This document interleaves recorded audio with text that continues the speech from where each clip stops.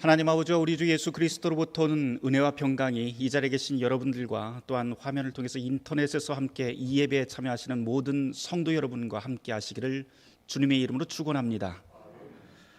참 오랜만에 여러분들과 함께 이 주일 공동 예배를 이 자리에서 같이 얼굴과 얼굴을 맞대고 드리는 것 같습니다.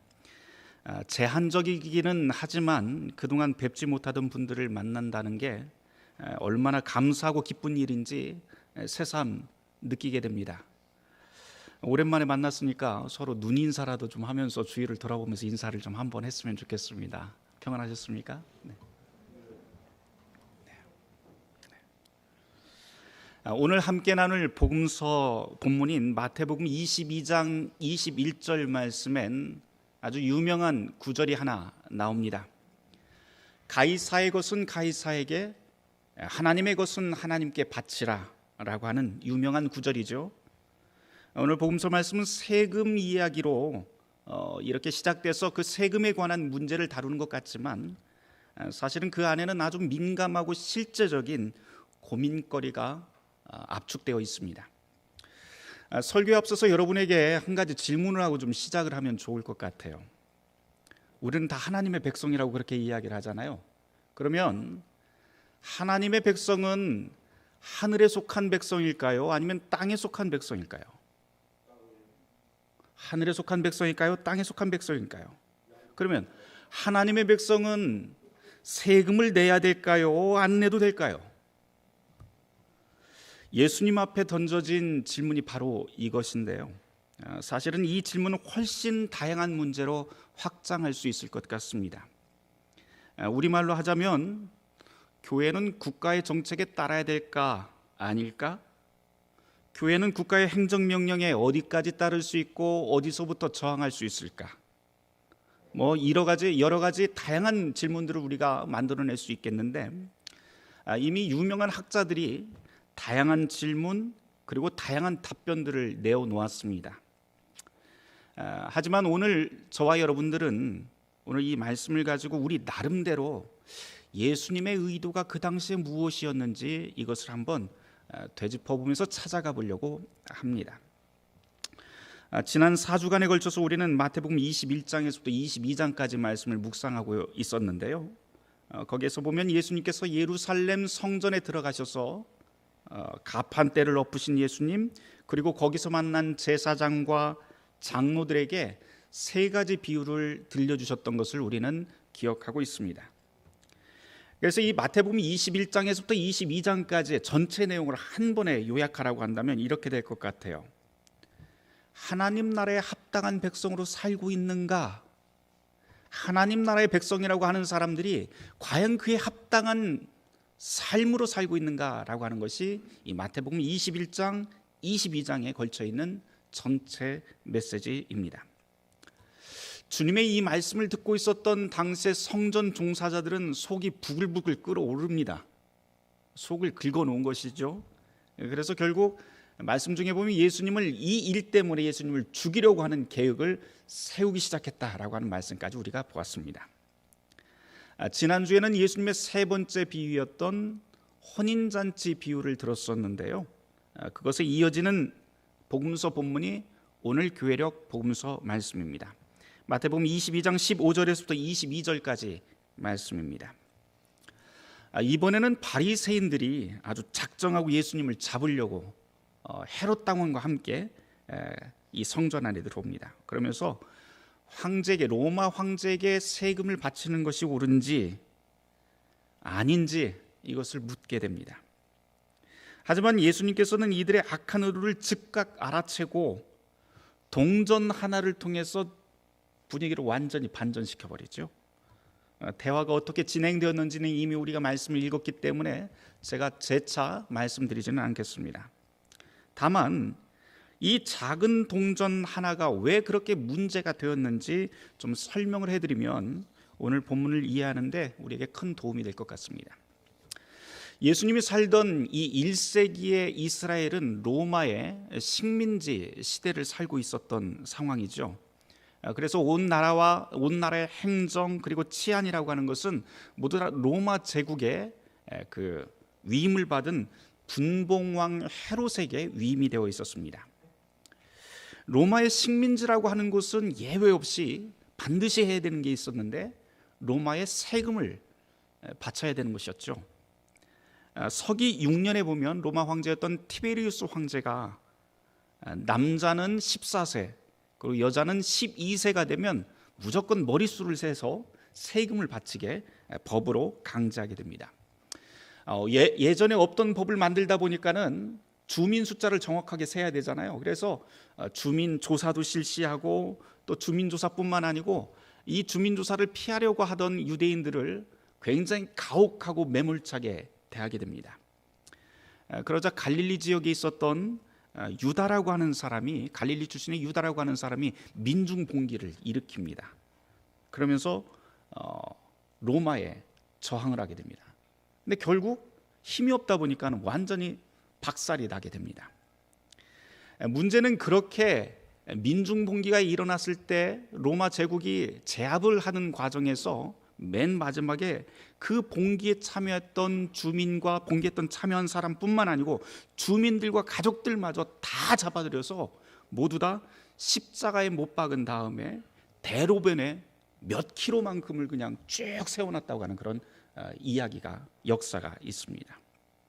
아주 처참한 광경을 통해서 다시는 로마 제국에 대들지 말아라 하는 것이었죠. 그렇지만 이렇게 했다고 해서 문제가 완전히 해결된 건 아닙니다. 이 일 때문에 분을 품은 유대 사람들이 이스라엘의 독립을 위해서 비밀리에 조직한 그 결사 조직들이 여러 군데에서 생겨나는데 그 중에 하나가 성경에 나오는데요, 열심당이라고 하는 부류가 생겨납니다. 이 열심당은 반로마 저항 단체이죠. 여하튼 그 사건이 발생한 후로 로마의 총독은 세금을 납부하기 위해서 아주 특별한 방법을 쓰게 되는데요, 동전을 제작하기 시작을 합니다. 그게 바로 오늘 본문에 등장하는 1데나리온이라고 하는 은전입니다.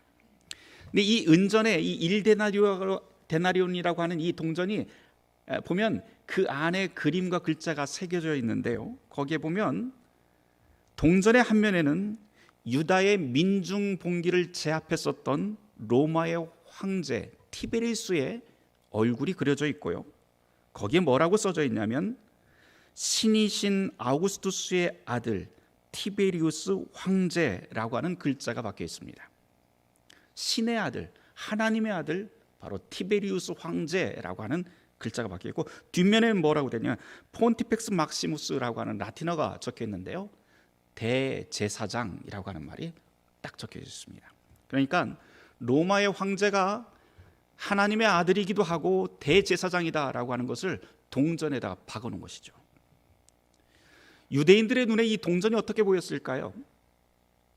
유대인들은 아주 굳건한 믿음이 있었죠. 십계명에 보면 하나님의 형상을 만들거나 그의 이름을 망령되이 일컫는 것을 신성모독으로 여기던 사람들이 유대인들입니다. 그런데 이 유대인들이 볼 때 이 동전은 그야말로 신성모독의 결정판이고 자기 민족을 수치스럽게 만드는 아주 모멸감을 주는 그런 동전이 분명합니다. 로마 제국은 사실 이 사실을 너무 잘 알고 있었고 이 목적을 위해서 이 동전을 만들게 됩니다.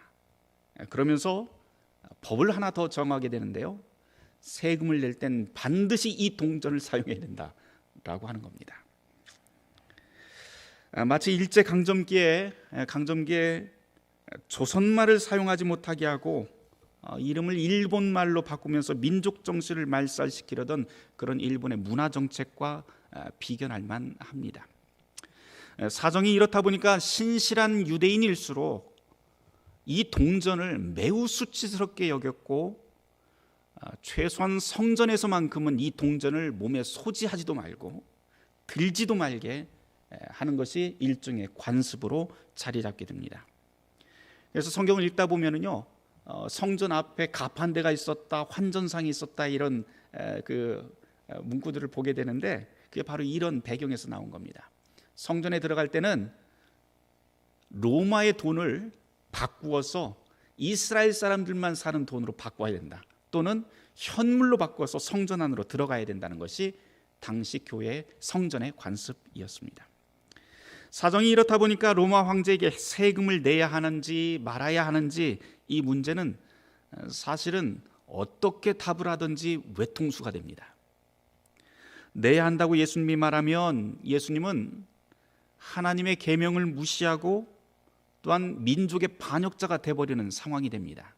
그러니 예수님 주위에 있던 사람들은 다 떠나가게 될 상황이 됩니다.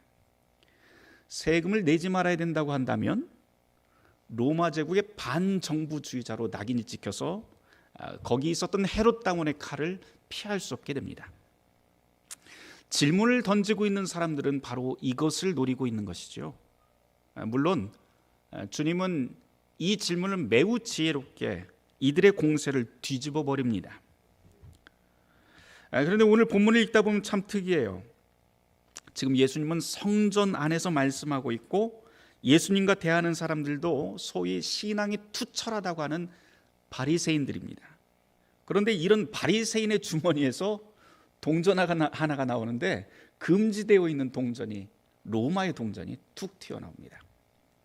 아마 동전을 꺼내드는 순간 이 바리새인은 아차 싶었을 것 같아요. 입으로는 이제껏 하나님을 찾고 신앙을 말하던 사람인데 동전 하나를 꺼내는 순간 그 사람의 모든 것이 다 폭로가 되어버리는 것이죠. 예수님은 지금 이 성전 안에서 이런 식으로 이 사람들의 민낯을 드러내게 합니다. 이제 예수님의 응답을 한번 살펴볼까요? 어떻게 응답하시나요? 이거다 저거다, 내야 한다, 내지 말아야 된다, 이렇게 답해 주시나요? 아니에요. 그렇게 답해 주지 않습니다. 물론 지금 바리새인들과 그 자리에 있던 모든 사람들은 그런 양단 간의 결정을 지금 기다리고 있습니다. 하지만 주님의 대답은 기대하던 방식이 아닙니다. 오히려 주님은 그들에게 다시 되묻습니다.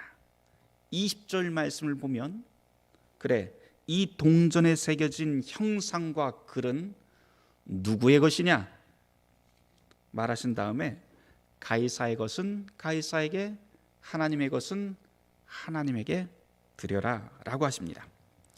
그런 다음에 오늘 말씀 22절을 보면 이 말씀을 듣고 사람들이 놀랍게 여겨 그 자리를 떠났다라고 되어 있어요. 그런데 왜 놀랐고 왜 떠났을까? 아무런 말도 못하고 이 사람들이 떠난 이유가 무엇일까 하는 것을 우리가 좀 알아야 될 것 같습니다. 사실 예수님의 답변은 당시 성전 안에 있었던 모든 사람들이 이미 머릿속에 잘 알고 있었고 삶 속에서 너무 잘 알고 있던 말씀을 떠올리는 구절이 예수님의 응답 안에 숨겨져 있습니다. 우리도 다 아는 말씀이에요. 사실은 우리 한번 성경을 찾아보도록 하겠습니다. 창세기 1장 27절 말씀입니다. 창세기 1장 27절 말씀을 함께 찾아서 읽어보도록 할까요? 같이 읽습니다. 하나님이 자기 형상 곧 하나님의 형상대로 사람을 창조하시되 남자와 여자를 창조하시고, 이렇게 되어 있어요. 뭐라고 되어 있어요? 하나님이 누구의 형상으로 사람을 창조하셨다고 그래요? 하나님의 형상, 당신의 형상으로 사람을 창조했다라고 하는 구절입니다. 지금 성전 안에서 바리새인들은 세금 납부의 옳고 그름을 선택하도록 유도하고 있지만 주님은 가이사의 것은 가이사에게, 하나님의 것은 하나님에게 드려라 라고 하는 대답을 하시는데요, 이 말을 앞구절과 쭉 이어서 원문에 가깝게 다시 한번 풀어서 해석을 하면 이렇게 됩니다. 가이사의 형상이 담긴 것은 가이사에게 주고 하나님의 형상이 담긴 것은 하나님께 드리면 됩니다. 이것이야말로 옳은 일입니다 라고 하는 뜻이 됩니다. 자, 이제 예수님의 답변을 가만히 보면 세금 납부의 문제가 아니라 사실은 신앙의 문제로 주님은 이 문제를 변환시킵니다. 하나님을 향한 헌신의 문제로 바꾸어 버립니다. 주님의 의도대로 다시 풀면 이렇게 되지 않을까 싶어요.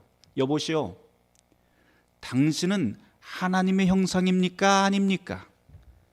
만일 하나님의 형상이라면 당신 자신을 하나님께 드려야지요. 그게 옳지 않습니까?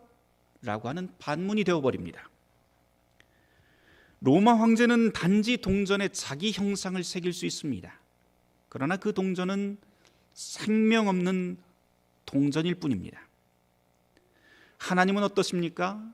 하나님은 당신의 형상을 바로 사람에게 새겨놓습니다. 그래서 우리는 모두 다 각 사람은 저마다 하나님의 형상을 담고 있는 하나님의 얼굴입니다. 우리가 살아있다고 하는 것은 다름이 아니라 바로 그분의 형상을 닮아 있다는 한에서 우리가 살아있는 것이고 가치가 있는 것입니다. 제가 설교를 준비하다가 어디선가 읽은 것 같은데 출처를 잘 모르는 이야기 하나가 툭 떠올랐습니다. 내용은 이래요. 어떤 꼬마가 아빠한테 물어요. 어떤 꼬마에게 아빠가 이렇게 묻습니다. 얘, 너 배꼽이 어떻게 생겼는지 알아? 묻습니다. 이 꼬마가 몰라요? 전혀 몰라요. 그랬더니 아빠가 이렇게 웃으면서 미소를 지면서 이야기를 해줘요. 하나님이 우리를 한 명씩 창조하셨잖아. 그치? 알지? 한 명 한 명 손으로 사랑스럽게 어루만지면서 만들으시면서 이렇게 말씀하셨대. 넌 내 거야. 하나님이 이 말씀을 하시면서 넌 내 거야 라고 하는 이 말씀을 하시면서 뿌듯한 마음에 쿡 찌른 자리가 흔적이 남았는데 그게 배꼽이야 라고 하는 동화입니다. 어린이 동화였는데요, 제가 갑자기 그 동화가 떠오른 이유가 오늘 이 말씀과 매우 비슷하지 않은가라고 하는 생각이 들었습니다. 우리는 매 순간 이 사실을 깨달으면서 살아야 합니다. 하나님의 것, 나는 하나님의 형상이다 라고 하는 사실 말입니다. 우리는 누구나 자신의 평판과 소문이 바깥에서 어떻게 들리는지 굉장히 관심을 많이 갖습니다. 그러면서 누구도 나에 대한 이야기가 나쁜 이야기 또는 나의 얼굴을 먹칠하는 이야기가 바깥에서 막 도는 것을 굉장히 기분 나빠합니다. 그런 삶을 바라는 사람은 아무도 없지요. 하나님도 마찬가지입니다. 하나님도 당신의 얼굴, 당신의 형상이 좋은 평판과 좋은 소문이 돌길 바라면서 매번 그것을 확인합니다. 어떻게 확인할까요? 그 방법은 하나님의 형상, 하나님의 얼굴인 저와 여러분들을 매번 지켜보면서 그렇게 확인하십니다.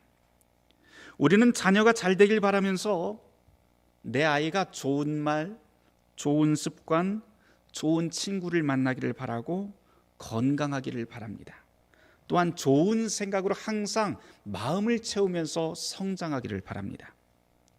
하나님도 역시 우리를 그렇게 바라보십니다. 우리가 바로 하나님의 형상, 하나님의 얼굴, 하나님의 자녀이기 때문이지요. 하나님의 형상으로 매 순간을 살아가는 삶, 이걸 다른 말로 하면 하나님을 향한 삶, 바로 헌신이라고 바꿔 말할 수가 있습니다. 우리가 보통 헌신이라고 하는 말을 쓰면 교회 안에서 교회 일 열심히 하는 것, 그것으로만 생각하지만 그렇지 않습니다. 하나님의 형상으로서 온 삶을 채워가면서 살아가는 것, 그것이 바른 헌신입니다. 만일 교회 안에서만 하나님의 형상처럼 살아간다면 그 사람은 바리새인 같은 이중적인 삶의 소유자일 뿐입니다. 진정한 헌신의 삶은 우리가 어디에 있든 무엇을 하든 어느 상황에 처해 있든 내가 하나님의 형상이라고 하는 것을 기억하고 그에 알맞게 사는 삶이지요. 그렇게 사는 삶이 복된 삶입니다. 세상은 그저 가이사의 것, 땅의 것, 눈에 보이는 것에만 매몰되어 살라고 우리에게 속삭이지만 주님이 우리에게 말씀하시는 삶이라고 하는 것은 내가 과연 누구인지, 내가 누구에게 속한 사람인지 이것부터 돌아보게 하십니다. 물론 세상이 척박하다 보니까 이런 헌신의 삶을 살다가 넘어지고 깨질 수도 있지요. 그러나 여러분, 우리가 부서지고 깨지고 금이 가버린 내 인생의 틈바구니 속에 바로 하나님이 들어와 안주하실 수 있는 자리가 생긴다는 것도 우리는 기억해야 합니다. 중요한 것은 우리가 살아가는 가이사의 세계, 땅의 세계에서 하나님을 발견하며 사는 신앙의 삶입니다. 가이사의 것은 가이사에게, 하나님의 것은 하나님에게라고 하는 이 예수님의 말씀은 사실은 땅과 하늘의 경계선이 모호한 지점에서 살아가고 있는 우리에게 삶의 관점을 바꿔야 된다라고 하는 말씀으로 들립니다. 밥 한 공기만 하더라도 어떤 사람에게는 이 밥 한 공기가 단순히 순수하게 땅의 선물이지만, 어떤 사람에게는 이 밥 한 공기가 바로 밥 한 공기, 쌀 한 톨, 물 한 방울도 하나님께서 우리에게 주신 은혜로운 선물로 확인하고 받아들입니다. 루터의 소기의 문답 주기도 해설에 나오는 두 구절을 읽어드리면서 오늘 마무리를 할까 합니다. 나라가 임하옵시며 뜻이 하늘에서 이루어진 것 같이 땅에서도 이루어지이다. 이것은 무슨 뜻입니까? 우리가 기도하지 않아도 하나님의 나라는 분명히 도래합니다. 기도하지 않아도 하나님의 선하고 자비로운 뜻은 반드시 이루어집니다. 그런데 우리가 이 간구를 붙들고 기도해야만 하는 이유는 그분의 나라가 지금 임하고 있다는 것과 그분의 뜻이 우리 가운데 이루어지고 있다는 사실을 우리가 깨달아야 하기 때문입니다. 오늘 우리에게 일용할 양식을 주시옵고, 이것은 무슨 뜻입니까? 우리가 기도하지 않더라도 하나님은 일용할 양식을 분명히 주십니다. 우리뿐 아니라 악한 사람에게도 반드시 주십니다. 그러나 우리가 이 간구를 붙들고 기도해야만 하는 이유는 매일 양식의 원천이 하나님이라고 하는 사실을 우리가 깨닫고 감사하며 양식을 받길 바라기 때문입니다 라고 루터는 그렇게 소기의 문답서에서 가르칩니다. 우리의 노력 없이도 하나님의 나라, 하나님의 뜻은 분명히 이 땅에서 이루어집니다. 그러나 우리가 신앙을 갖고 사는 이유는 바로 우리 가운데 우리를 도우시는 하나님을 생생하게 알아채며 그분과 동행하는 삶을 살게 하려는 이유입니다. 그리고 그런 신앙 가운데 있는 사람을 성경의 모든 말씀은 반드시 만나주겠다라고 하는 하나님의 약속으로 가득 차 있습니다. 사랑하는 성도 여러분, 오늘 돌아가셔서 오늘 설교 다 있더라도 저녁에 자기 배꼽을 만지면서 한번 생각해 보세요. 그러면서 하나만 기억했으면 좋겠습니다. 하나님께서 저와 여러분을 당신의 형상으로 만드시면서 뭐라고 했다고요? 넌 내 거야. 그래서 푹 찔렀다고. 저와 여러분은 가이사의 나라의 이 가이사의 나라에서 살지만 신앙 안에서 귀한 하나님의 형상, 하나님의 얼굴, 하나님의 자녀, 하나님의 소유된 백성입니다. 모든 지각에 뛰어난 하나님의 평강이 그리스도 예수 안에서 너의 마음과 생각을 지키시리라. 아멘.